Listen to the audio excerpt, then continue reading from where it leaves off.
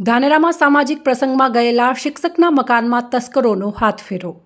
ધાનેરા શહેરમાં ચોરીની ઘટના સામે આવી છે. પ્રાપ્ત માહિતી મુજબ શહેરના શિક્ષક પ્રવીણભાઈ રહેવાસી હિંગળાજનગર તાલુકો ધાનેરાવાળા એક સામાજિક પ્રસંગ માટે પરિવાર સાથે બહાર ગયા હતા. ત્યારે તસ્કરોએ તેમના બંધ મકાનને નિશાન બનાવ્યું હતું.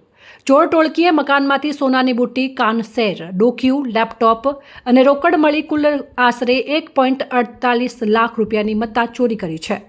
શિક્ષકે તરત ધાનેરા પોલીસ મથકે ફરિયાદ નોંધાવી છે. પોલીસે ઘટના સ્થળે પહોંચીને તપાસ શરૂ કરી દીધી છે અને આસપાસના સીસીટીવી ફૂટેજ પણ ખંગાળી રહી છે. વર્તમાન સમયમાં વેકેશન અને લગ્ન સિઝનની સાથે તસ્કર ગેંગોની સક્રિયતા વધી રહી છે, જેને લઈને નાગરિકોમાં પણ ભયનો માહોલ છવાયો છે. આ ઘટના પોલીસના પેટ્રોલિંગ પર પણ સવાલો ઊભા કરી રહી છે. સ્થાનિક લોકોનું માનવું છે કે આવા દુઃસાહસિક બનાવોને અટકાવવા માટે પોલીસે વિસ્તારમાં વધુ સતર્કતા અને રાઉન્ડ ધ ક્લોક પેટ્રોલિંગ વધારવું જરૂરી છે.